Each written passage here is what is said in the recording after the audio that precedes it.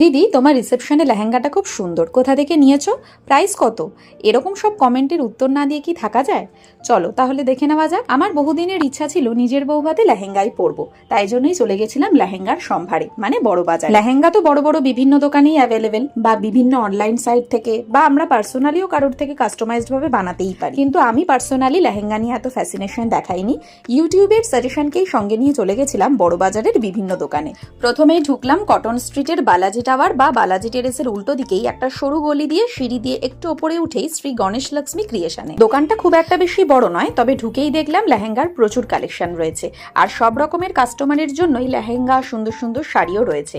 আর আমার বরাবরেরই হালকা কালারের লেহেঙ্গা নেবার খুব ইচ্ছা ছিল, সেরকমেরই দুটো লেহেঙ্গা সরাতেও বললাম, কিন্তু তাও যেহেতু বিয়ের ব্যাপার, তাই সেই আবারও ভাবলাম অন্য দোকানগুলো একটু ঘুরে দেখা দরকার। তাই জন্যই সেই বালাজি টেরেসের একদম নিচ দিয়ে ঢুকে গেলাম শ্রী জগদম্বা বুটিক। এই দোকানটা যথেষ্ট বড়, এদের অনেকগুলো ব্রাঞ্চও রয়েছে, তবে এখানে ঢুকে আমার চোখে সেরকম কিছু পছন্দ লাগলো না, তাই আবারও শ্রী গণেশ লক্ষ্মীতেই ফিরে গেলাম। কারণ দুটো দোকান ঘুরেই বুঝলাম লেহেঙ্গার কালেকশন মোরাললেস এক, তাই দুটোর মধ্যে সব থেকে যেটা পছন্দ হয়েছিল সেটাই কিনে নিলাম। বিশ্বাস করো, ভীষণ স্যাটিসফাইড হয়েছি, আর তোমাদের ভালো লাগাটাও আরো বেশি আমাকে স্যাটিসফাইড করেছে। তারপরেই একটু গরম গরম চা আর ওখানকার বিখ্যাত তেওয়ারি ব্রাদার্সের ছোলা বাটোরা কুলফি খেয়ে চলে গেলাম অনুপ ফেব্রিক্সে কিছু বিয়ের শাড়ি। আর তার পাশে এক দোকানে আমার পছন্দের ভেল পেয়ে গেলাম। কি লেখা আছে বলো তো?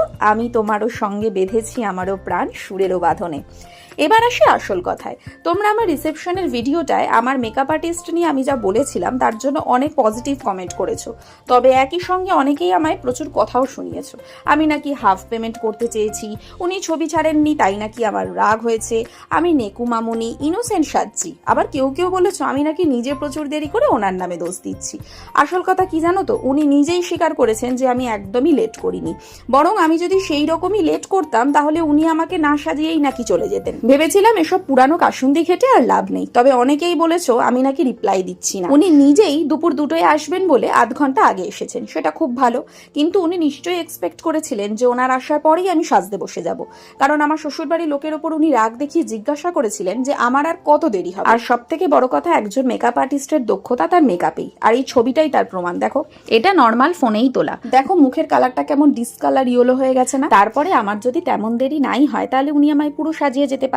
অনেকেই কমেন্টে লিখেছে উনি তো আর হাফ সাজিয়ে যাননি। হ্যাঁ, উনি হাফ সাজিয়েই গেছেন। ওনার অ্যাসিস্ট্যান্টের হাতে আমার লেহেঙ্গা গয়না পরানোর দায়িত্ব দিয়ে উনি ওনার নেক্সট ব্রাইডের কাছে চলে গেছিলেন। এতটাই চেঞ্জ চোখে পড়ে, ফটোগ্রাফার থেকে শুরু করে অনেকেই বলছিল বিয়ে আর বউ ভাতে মেকআপ আর্টিস্ট কি সেম? আর উনি আমার আগের ভিডিও দেখে আমায় পার্সোনালি মেসেজ করেন যে উনি তো কোনো খারাপ ব্যবহার করেননি। তোমরাই বলো, মন দিয়ে ভালোবেসে কেউ সাজালে এরকম হতে পারে? আমার বিয়ে আর বউ ভাতের মেকআপটা দেখলেই তোমাদের কাছে সব ক্লিয়ার হয়ে যাবে।